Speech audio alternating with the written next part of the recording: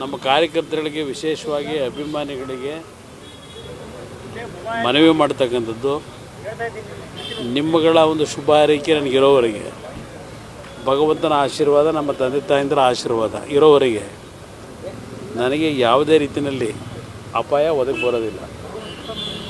ಈಗಾಗಲೇ ನಾನು 3 ಬಾರಿ ನನ್ನ ವಾಲ್ವ್ ರಿಪ್ಲೇಸ್ಮೆಂಟ್ನ ಆಗಿರ್ತಕ್ಕಂಥದ್ದೇನಿದೆ, ವಾಲ್ವ್ ರಿಪ್ಲೇಸ್ಮೆಂಟ್ಗೆ ನಾನು ಒಂದು ಟ್ಯಾಬ್ಲೆಟ್ಸ್ ಏನು ತೊಗೋತೀನಿ, ಬ್ಲಡ್ ಥಿನ್ನರ್ದು ಟ್ಯಾಬ್ಲೆಟಿಗೆ ಎಕೋಸ್ಪ್ರಿನ್ ಅಂತಕ್ಕಂಥದ್ದು. ಆ ಒಂದು ಬ್ಲಡ್ ಥಿನ್ನರ್ನ ತೆಗೆದುಕೊಳ್ತಕ್ಕಂಥದ್ದು ಎಲ್ಲೂ ಬ್ಲಡ್ ಕ್ಲಾಟ್ ಆಗಬಾರ್ದು ಅಂತ ಹೇಳಿ, ಇದು ಒಂದೊಂದು ಬಾರಿ ಟೆನ್ಷನ್ಗಳು ಬಂದಾಗ ಮತ್ತು ರೆಸ್ಟ್ಲೆಸ್ ಆಗಿ ವರ್ಕ್ ಮಾಡಿದಾಗ ಒಂದೊಂದು ಬಾರಿ ಈ ರೀತಿ ಮೂಗಿನಿಂದ ಬ್ಲಡ್ ಸೋರಿಕೆ ಆಗ್ತಕ್ಕಂಥದ್ದೇನಿದೆ, ಅದು ಒಂದು ಸಹಜವಾದಂಥ ಪ್ರಕ್ರಿಯೆಗಳೇ ಇದೆ. ಯಾವುದೇ ರೀತಿ ಸಮಸ್ಯೆಗಳಿಲ್ಲ, ಚೆನ್ನಾಗಿದ್ದೇನೆ, ಯಾರಿಗೂ ಆತಂಕ ಬೇಡ. ಸ್ವಲ್ಪ ಡಾಕ್ಟ್ರುಗಳದು ಒಂದು ಸಲಹೆ, ನಿಮ್ಮ ಒಂದು ಒತ್ತಡಗಳೇನಿದೆ ಕೆಲಸ ಮಾಡ್ತಕ್ಕಂಥಲ್ಲಿ ಅದನ್ನು ಸ್ವಲ್ಪ ಕಡಿಮೆ ಮಾಡ್ಕೊಳ್ಳಿ ಅಂತಕ್ಕಂಥ ಹೇಳ್ತಾರೆ. ಅದನ್ನು ನನಗೆ ಸಿಕ್ಕಿರ್ತಕ್ಕಂಥ ಸಮಯ ಏನಿದೆ, ಒಂದೊಂದು ಕ್ಷಣವೂ ನನಗೆ ಇಂಪಾರ್ಟೆಂಟು. ನನಗೆ ಜನಗಳಿಗೆ ಏನಾದರೂ ಒಂದು ಈ ಇಲಾಖೆಯಲ್ಲಿ ಇರ್ತಕ್ಕಂಥ ಸಮಸ್ಯೆಗಳಿರಲಿ, ಕೇಂದ್ರ ಸರ್ಕಾರದಿಂದ ರಾಜ್ಯಕ್ಕೆ ಏನಾದರೂ ಒಂದು ಜನತೆಯ ಒಂದು ವಿಶ್ವಾಸ ಗಳಿಸ್ತಕ್ಕಂಥ ಕೆಲಸ ಮಾಡಬೇಕು ಅಂತಕ್ಕಂಥದ್ದೇನಿದೆ, ಆ ಹಿನ್ನೆಲೆಯಲ್ಲಿ ನಾನು ಸ್ವಲ್ಪ ಹೆಚ್ಚಿನ ಒಂದು ದೇಹಕ್ಕೆ ಶ್ರಮ ಏನು ಕೊಡ್ತೇನೆ. ಅದರಿಂದ ಈ ರೀತಿಯ ಒಂದು ಸಮಸ್ಯೆ ಒಂದು ಟೆಂಪ್ರರಿಯಾಗಿ ಆದಂಥ ಏನಿದೆ, ಏನು ಅಂಥ ಸಮಸ್ಯೆ ಇಲ್ಲ. ಎಲ್ಲ ರೀತಿ ಚಿಕಿತ್ಸೆ ಮಾಡಿದ್ದಾರೆ, ಎಲ್ಲ ನೋಡಿದ್ದಾರೆ, ಏನೋ ಸಮಸ್ಯೆ ಇಲ್ಲ.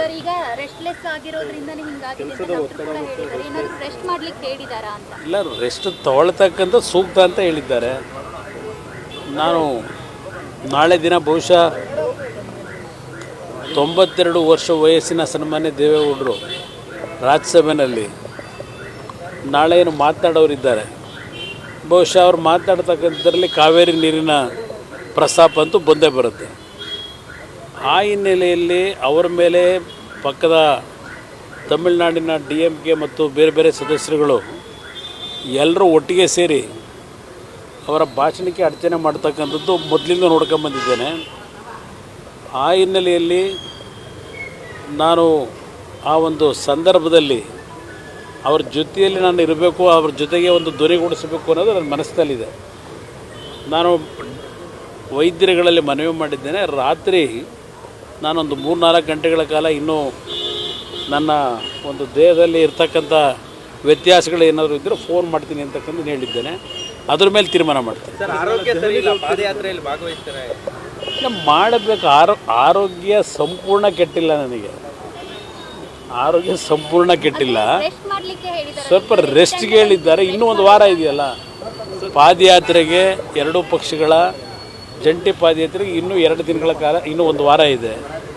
ನಿಖಿಲ್ ಕುಮಾರಸ್ವಾಮಿಯವರು ಈಗ ಪಕ್ಷದ ಸಂಘಟನೆಯಲ್ಲಿ ನಮ್ಮ ಪಕ್ಷದ ಶಾಸಕ ಮಿತ್ರರುಗಳು, ಮಾಜಿ ಶಾಸಕರು ಎಲ್ಲರ ಜೊತೆಗೂಡಿ ನನ್ನ ಅಬ್ಸೆನ್ಸನ್ನು ಫಿಲಪ್ ಮಾಡ್ತಕ್ಕಂಥದ್ರಲ್ಲಿ ಸಂಘಟನೆಗೆ ಅವರೇನು ಹೆಚ್ಚಿನ ಒತ್ತು ಕೊಟ್ಟು ಕೆಲಸ ಮಾಡ್ತಾ ಇದ್ದಾರೆ.